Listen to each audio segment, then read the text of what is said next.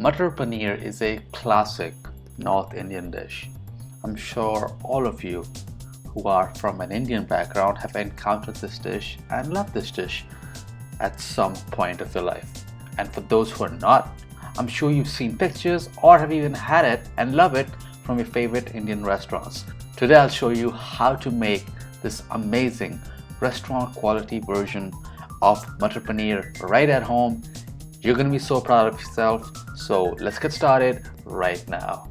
So in terms of ingredients, you'll need some paneer, green peas, tomatoes, onions, cashews, ginger garlic paste or whole ginger and garlic because we are going to puree it. We'll also need some cream. And in terms of spices, we need whole spices and ground spices. For whole spices, we need bay leaf, cinnamon, green cardamom, cumin seeds. That's it. And in terms of ground spices, you will need some degi mirch, turmeric, ground coriander, kasuri methi, garam masala, and a bit of salt to taste. So first things first, let's make our ginger, garlic, and onion paste. Add everything into a food processor with a bit of water just to get those blades moving, and voila, there's your paste. Set that aside and add your tomatoes to the same blender, blitz that up, and there's your tomato paste. Set that aside as well. Now for your cashews, you can either soak them in hot water for about 30 minutes, or if you forgot to do that, that's okay as well. Just put that in the blender as well with some water and puree until it's nice and smooth.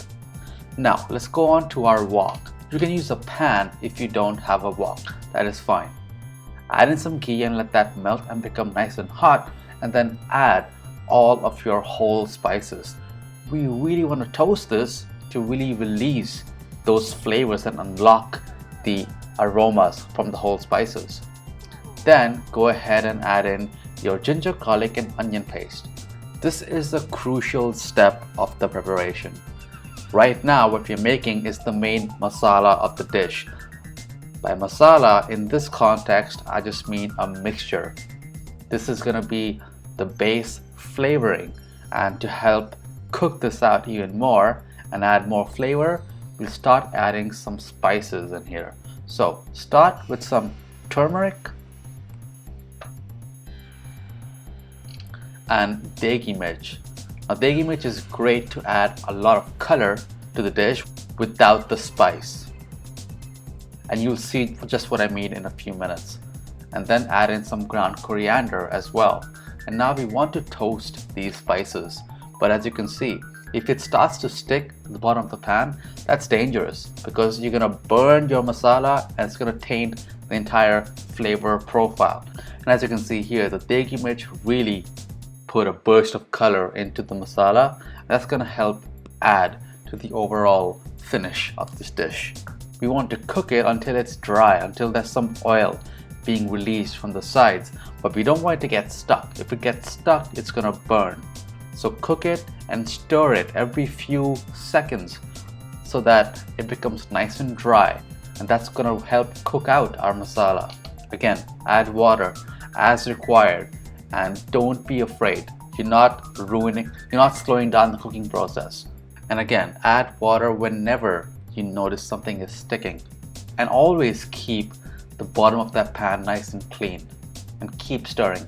Now that is the perfect stage. It looks nice and dry. It's moving around the pan really easily, which just tells you that the masala has cooked completely. Now at this stage, add in your tomatoes and we'll follow the same process. We want to cook this out now and make this part of our masala, and just cook this until this masala now becomes nice and dry as well. That's going to help make sure that our tomatoes become nicely cooked. So let the tomatoes come up to a simmer, and then just to help those tomatoes a bit, add in some salt to taste. Always add lesser than you think because you can always add more later. Give it a mix, and we'll cook this with the lid on. It should only take you about 8 to 10 minutes. Just make sure you stir it every minute or so. And this stage, it looks very similar to when we had the onions with the spices, and it's perfect. Now go ahead and add in your cashew puree. Give that a mix as well. You only want to cook this for about a minute just to make sure that the flavors meld in together really nicely.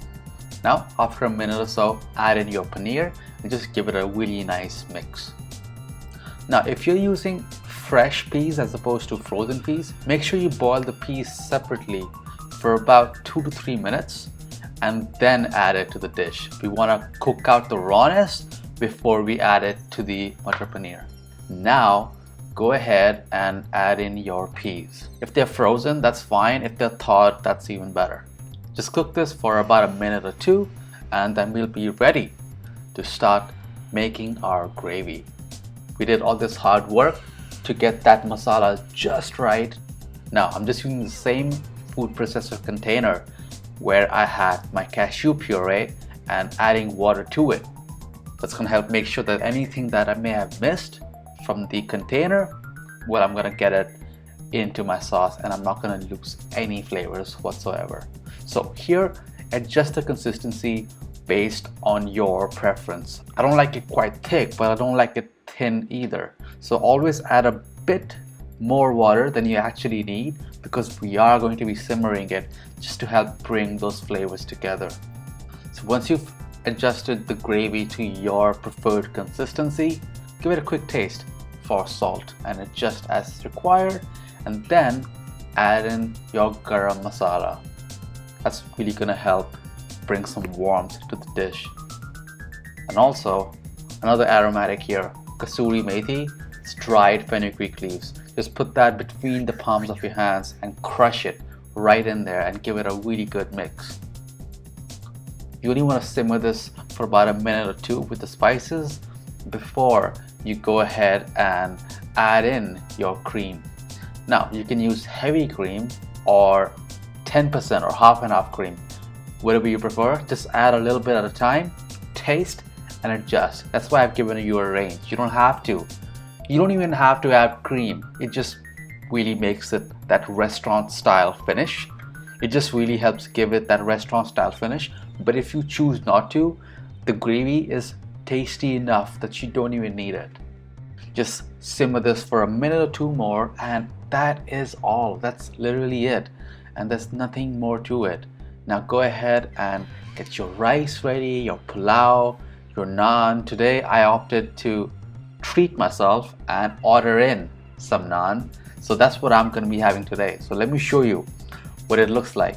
And I'm sure it's really going to jog up your appetite. That is looking amazing. That's the great thing about cooking at times right now. You can't always go out for these treats. Then why don't you just make it at home and just learn a few things here and there, right?